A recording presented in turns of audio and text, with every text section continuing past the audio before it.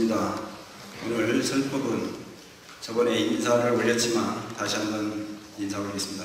원불교 대학원 1학년에 재학 중이면서 현재 북일교당 훈련금으로 열심히 훈련에 임하고 있는 교훈입니다. 김성현 교훈님을 모시고 실천하는 참된 종교인이 되자는 말씀을 받드는 소중한 시간 갖겠습니다. 형님 반갑습니다. 네, 반갑습니다. 김성현입니다. 대산종사님께서 쓰신 정전대의라는 책 첫 페이지를 펼치면은 이런 말이 써 있습니다. 실천하는 참된 종교인이라야 온 인류의 바른 길잡이가 된다. 그렇다면 이 실천하는 참된 종교인들을 과연 어디에서 찾을 수 있을까요? 저는 먼저 이곳 북일교당에서 실천하는 참된 종교인 분들을 만나뵐 수 있었는데요. 먼저 세 분 교무님이 계셨습니다. 먼저 교감님이신 천상 김도천 교감님께서는 매일 피곤하건 비가 오건 날씨가 굽건 밝건 간에 매일 새벽 좌선을 지키셨고 일과를 지키셨고 시간이 나면 순교를 다니시고 낮에는 업무를 보시고 항상 그때그때 해야 할 일을 하시면서 법도 있는 생활을 하셨습니다. 또한 희타원 안혜연 교우님께서는 매일 정말 교당 회계도 보시고 또 천도제가 있을 때마다 꽃꽂이도 하시고 또 식사 준비도 하시는 가운데 그 어떤 불평 없이 매일매일 꾸준히 해야 할 일들을 하면서 지내고 계셨습니다.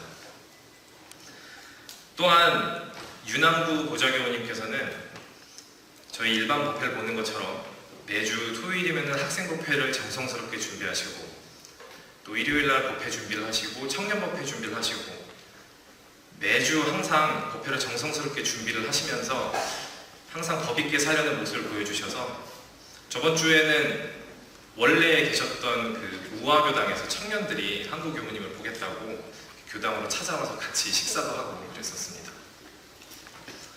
사실 태양이 오늘 이제 비가 와서 좀 몸이 찌뿌둥하니까 나는 오늘 안 떠야지 하고 이렇게 안 뜨거나 하진 않잖아요.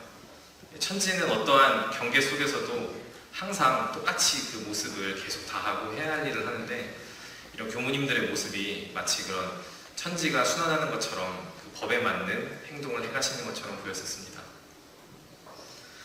근데 그런 실천하는 종교인 분들이 또 출가자들만 있는 건 아니었습니다. 저는 교당에서도 교도님들을 보면서 아, 이분들이 실천하는 종교이시구나 하는 생각을 했는데요. 여러분 숫자업 정말 힘드셨죠?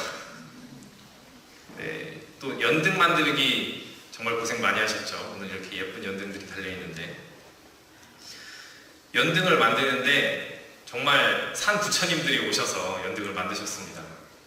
연등을 수많은 교도님들께서 오셔서 이 연잎 하나하나를 꽃잎 하나하나를 다 말아주시고 손에 풀칠을 해가면서 일을 해주시는데 정말 그 모습이 보기 아름다웠습니다. 또한 또 정상 회장님 같은 경우에는 저랑 같이 계속 쉴 새 없이 허리 필 새도 없이 풀칠을 하면서 이 연등 틀을 만들어 주셨었는데요. 그때 참 많은 감동을 받았었습니다. 또 북일교당에서는 쑥작업을 빼놓을 수가 없는데요.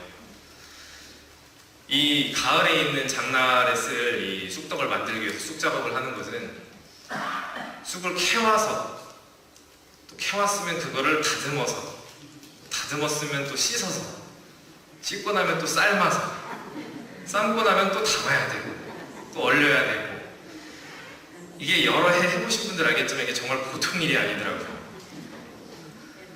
근데 제가 그때 같이 이렇게 일을 하는데 3일 동안 쑥을 이렇게 함께 캐러 갔었는데 거기서 이제 보타원님이나 희타원님 같은 분들은 제가 이제 점심 먹어야 되니까 빨리 가자고 밥 시간 다 됐어요 갑시다 이러는데 어떻게 이 쑥을 두고서 갈 수가 있냐 이걸 두고 나는 못 간다 좀만 더 캐야 된다 하면서 마지막까지 쑥을 캐시더라고요. 그래서 힘들다는 말씀도 안 하시고 끝나고는 아 오늘 신나게 캤다고 교당에 와보니까 교도님들이 다 삼삼오오 앉으셔가지고 허리 아프시고 다리 아프신데도 불구하고 그 쑥을 다 다듬고 계셨습니다. 근데 준타오님 같은 한 3일 무결석 하신 것 같아요. 그렇죠? 근데 한 분도 이게 고생스럽다거나 이런 이야기 없이 그냥 해야 하는 일이니까 한다 이렇게 말씀을 하셨어요. 또 이제 쑥을 다 다듬었으면 그걸 씻어야죠. 이게 참 힘이 많이 드는 작업인데요. 그때 정사님과 편사님, 또 웅사님과 성사님, 준사님 이런 분들과 함께 이제 쑥을 씻는데 정말 어찌나 열심히 쑥을 씻으시는지 제가 젊다 보니까 제가 힘들다는 내색도 못 하겠더라고요. 또 저희가 작업을 하면은 배가 많이 고프고 또 밥 끼니 걱정, 새참이 있어야지 또 일하는 맛이 나는데 또 주타오님과 여러 이제 본공의 분들께서 밥을 준비해 주시는 바람에 저희가 또 일을 할 때 지치지 않고 일을 할 수 있었습니다. 근데 그때 같이 작업을 하셨던 성사님이 저한테 이런 말씀을 해주시더라고요. 내가 쑥을 캐러 갔는데 한 교도님이 나한테 이런 얘기를 하시더라. 저는요, 이게 제 일이면은 우리 가족 먹을 거면 이렇게 안 해요. 교당 일이니까 이렇게 합니다. 교당 일이니까 이게 고생스러워도 죽어라고 하는 겁니다. 이렇게 말씀을 하시는데 참 그 얘기를 듣는데 제 마음에도 참 울림이 이렇게 잔잔하게 퍼지더라고요. 아, 이것이 선사후공, 나 개인보다도 공을 먼저 위하는 것이구나. 지공모사, 이 내가 죽고 이 오직 지극히 공밖에 없는 것이 이런 것이로구나 하는 것을 그때 느끼게 되면서 출가자인 저도 그때 옷깃을 한 번 더 여미고 그때부터 좀 제 행실을 더욱더 이렇게 챙기게 되었던 것 같습니다. 이 실천이라는 게 참으로 어려운 일이죠. 게다가 또 이 북일교단 교무님들과 교도님들처럼 이 생활 속에서 이 교법을 녹여서 실천을 하면서 매일 살아가는 것은 더욱 어려운 일인 것 같습니다. 저는 어쩌면은 이 실천 하나를 잘 하기 위해서 이 출가까지 오게 되지 않았나 이런 생각을 하게 되었습니다. 또 이제 두 분 저희 부모님의 또 그런 교법에 맞는 실천이 있었기 때문에 또 출가를 했다 하는 생각도 해봅니다. 두 분께서 이제 그런 생활을 하셨거나 많은 탈선된 모습이나 그런 모습을 보이셨다면은 저도 아마 이렇게 올바로 성인이 되어서 출가의 길을 걷게 될 생각을 하지 못했을 것입니다. 또 오늘 아침에 천사님께서 이런 말씀을 해주셨어요. 아침 식사를 하시면서 세상에 신고와 기도가 없이 기도의 감흥이 없이 되는 일은 없다. 무엇이든지 보이지 않는 가운데 그 기도와 신고의 위력으로 일이 이루어지는 것이다 하셨는데 저희 할머니께서 정말 몇십여 년을 가족을 위해서 매일같이 새벽에 기도를 하셨거든요. 그래서 저희 할머니께서 또 그런 기도를 해주셨기 때문에 또 이 길에 올 수 있지 않았나 하는 생각을 해보았습니다. 제가 본격적으로 원불교와 인연이 된 것은 사실 재수를 할 때였는데요. 수능 시험을 제대로 치르지 못하고 이제 재수를 결심하게 되면서 저는 서울에서 타향살이를 하게 되는데 참 아는 사람 한 명 없는 그곳에서 이 단칸방 1평짜리 고시원에서 매일 재수학원을 다니면서 공부를 하는데 참 외롭고 또 괴로운 시간이었던 것 같아요. 생각했던 것만큼 성적은 빨리 오르지도 않고 괴롭다는 것을 이렇게 토로할 사람도 주변에 없고 저는 사실 부모님이 원불교를 믿으시지만 그때까지도 저는 나는 무교다 난 종교가 없다 하고 이제 살았었는데 그때 처음으로 뭔가 내가 의지하고 싶은 의지처가 좀 필요하다 뭐라도 붙잡고 싶다 하는 생각을 했었습니다. 그때 이제 교당을 다니진 않았지만 지금은 열반하신 송타원 장원경 교무님께서 저에게 원불교 전서를 한번 이렇게 선물해 주신 적이 있으셨어요. 근데 그게 이제 읽지도 않지만 그때 책꽂이에 이제 덩그러니 꽂혀 있었습니다. 그때 그래 이거라도 한번 읽어보자 하면서 이제 그때 전서를 꺼내서 읽어본 것이 어쩌면 저에게는 진정한 의미에서의 원불교의 첫 만남이었던 것 같습니다. 그때 참 만났던 원불교는 정말 대단한 종교였습니다. 어렵지 않은 한자가 아닌 한글로 내가 어떻게 살아야 하는지 삶의 방향을 이렇게 가르쳐주는 교장 말씀은 이 힘들었던 재수 생활 내내 저에게 삶의 길잡이가 되어주었고 앞으로 나아갈 수 있는 힘이 되어주었고 외로움을 달래주는 안식처가 되어주었습니다. 그래서 자기 전에는 항상 이 교전을 읽고 잤었는데요. 그때 저는 이거를 내가 평생의 종교로 원불교를 정해야겠다. 대학에 가면은 좀 열심히 신앙생활을 해봐야지 하고 다짐을 하게 되었습니다. 그렇게 해서 재수가 끝나고 저는 서울에 있는 한국외국어대학교라는 대학에 진학을 하게 되었는데요. 근데 대학을 가보니까 장난이 아니더라고요. 이 재수 생활은 온실 속에서 사는 거였습니다. 수능 공부가 아무리 힘들다고 한들 우리 인생살이만큼 힘들겠습니까? 매일매일 밥도 꼬박꼬박 주지, 주어진 일과 시간표대로 움직이지, 만나는 사람은 다 항상 똑같지. 사실 힘들 게 그렇게 없죠. 그에 반해서 대학 생활을 해보니까, 대학교에 들어가니까 이거는 온통 자유예요. 자취를 하니까 뭐 노는 것도 자유, 공부하는 것도 자유, 학교에 가는 것도 자유, 모든 자유가 이렇게 힘이 없는 상태에서 자유가 주어지니까 제가 어떻게 주체를 해볼 수가 없더라고요. 제가 독학으로 이렇게 교전을 보면서 공부했던 원불교는 그저 이론이었습니다. 이론. 그냥 머릿속으로 아는 거예요. 그죠? 이 대종사님께서 정전 작업취사장에서 아무리 공부를 열심히 하였어도 실제 일을 작용하는 데 있어 실행을 하지 못하면 줄기와 가지와 잎과 꽃은 좋은 나무에 결실이 없는 것과 같다, 이런 말씀을 하셨는데 딱 제가 그 열매 없는 나무와 같은 꼴하지였습니다. 그때 아주 긴 방황을 시작했습니다. 학생의 공부는 공부인데 공부는 뒷전이고, 이제 사람들 만나는 재미, 동아리 다니는 재미, 또 그때 과외를 했는데 과외를 하면서 이 돈 벌리는 재미에 또 맛을 붙여가지고 돈 버느라 학교 일정은 무시하고 학교도 안 가버리고, 또 친한 사람들이랑 늦게까지 이제 술 마시다가 다음날 이 숙취 때문에 일어날 수가 없다 해서 학교 안 가버리고, 이런 방황을 하게 되더라고요. 그때 참 이런 방종과 방황의 생활을 거듭하면서 이대로는 안 되겠다, 이렇게 살아서는 되겠는가, 뭔가 좀 변해야겠다 하는 마음을 먹게 되었습니다. 그러면서 그때 이 재수 때 원불교의 힘을 얻었던 기억을 다시 살리면서 여름방학이 되면서 교당을 좀 내가 열심히 제대로 다녀봐야겠다 하고 다짐을 했죠. 그때 외대 앞에는 이문교당이라고 있었는데 이문교당에는 청년들이 별로 없어서 그때 외대에서 그래도 제일 가까웠던 안암교당을 소개를 받아서 안암교당을 이제 다니기 시작을 열심히 했습니다. 그때는 각오가 아주 비장했어요. 그때 미용실에 가서 머리를 이렇게 싹 삭발을 하고 내가 원불교에서 시키는 거는 다 해보겠다 하고서 교당을 다녔습니다. 그러면서 새벽에는 일어나서 교당에 좌선하러 나가고, 또 교당 법회 안 빠지면서 교정도 열심히 보고, 또 유문영 공부하라니까 매사에 또 유문영 공부하고, 일기 쓰라니까 일기도 쓰고, 그렇게 여름방학을 보내니까 정말로 제 마음에 이렇게 명단이 쌓이듯이 마음에 차근차근 힘이 쌓이는 것이 참 느껴지기 시작을 했습니다. 친구들도 이제 네가 참 변하는 것 같다, 원불교를 믿더니 하는 이야기를 하기 시작을 하더라고요.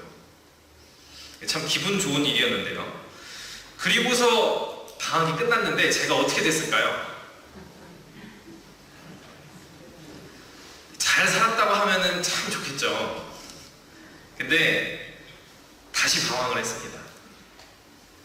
겨우 그 방학 때 2달 좀 열심히 한 거 가지고 사람이 변하지가 않더라고요. 다시 제가 가지고 있던 습관, 업력들에 밀려서 다시 또 방황을 하기 시작을 했는데요. 근데 달라진 점은 그래도 교당을 안 빠지고 갔다는 것입니다. 교당은 안 빠지고 다니니까 그래도 법회 날이면 마음이 또 다시 잡히고, 평일에 또 나사가 빠졌다가 또 법회 보고 교무님 말씀 듣고 하면 또 그래 열심히 한번 해봐야지 하고 마음도 다 잡고, 또 이런 생활을 반복을 했던 것 같아요. 그런 생활이 계속되면서 이제 신심 깊은 교도로 이제 열심히 원불교 다녀야지 하던 제게 마음속에 큰 변화가 하나 일어나게 됩니다. 바로 이 출가에 대한 생각이 자리를 잡게 된 건데요. 지금은 내 마음에 힘이 너무나도 없다. 너무나도 힘이 없는데 영생이 있다고 하는데 이 속세의 삶은 예쁜 마누라 얻고 맛있는 거 먹고 돈 많이 벌고 처자식 낳아서 손주 키우고 사회적으로 성공해서 이름 날리고 하는 거는 다음 생에도 할 수 있지 않을까? 아니면은 전생에 이미 한 번 해봤지 않았을까? 근데 그럼 나는 이번 생을 어떻게 살아야 할 것인가 했을 때, 그래 이번 생은 내가 영생을 살아갈 어떤 힘을 기르는 시간으로 하자. 근데 내가 지금 너무 자력이 없으니까 출가를 해서 출가에 타령을 입어서 한번 제대로 짠뜨가니 이번 생에 정말 제대로 마음 공부해가지고 다음 생부터 탄탄대로로 걸어보자.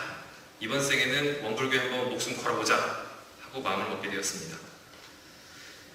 그렇게 해서 이제 24살의 나이에 저는 전무 출신의 길을 걷기로 마음을 먹고 출가를 하게 되었습니다.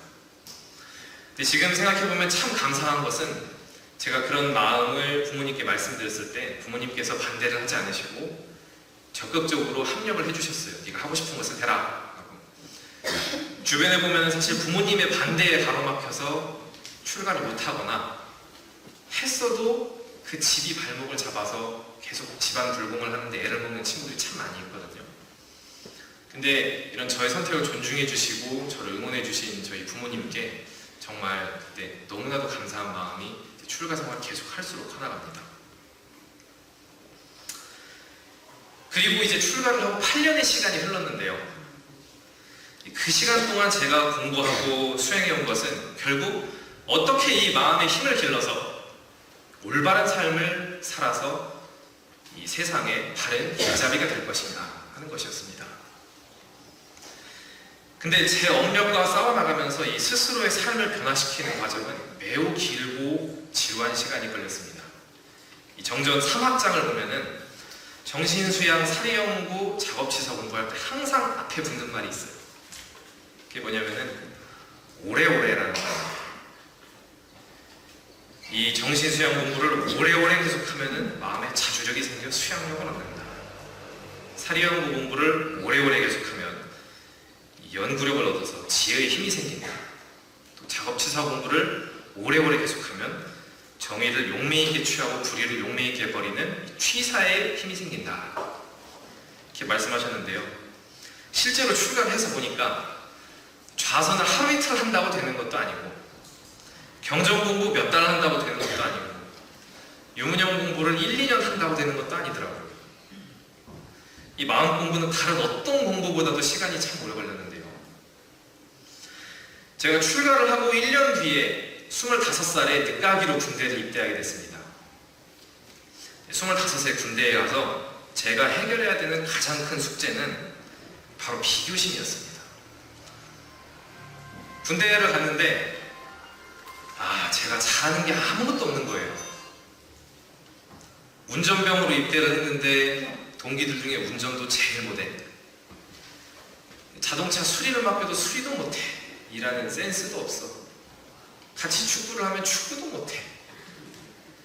그러니까 20살짜리, 21살짜리는 막 팍팍팍 치고 나가는데 저는 일병이 되어도 상병이 되어도 여전히 어리버리하고 그러니까 참 자괴감이 많이 들더라고요.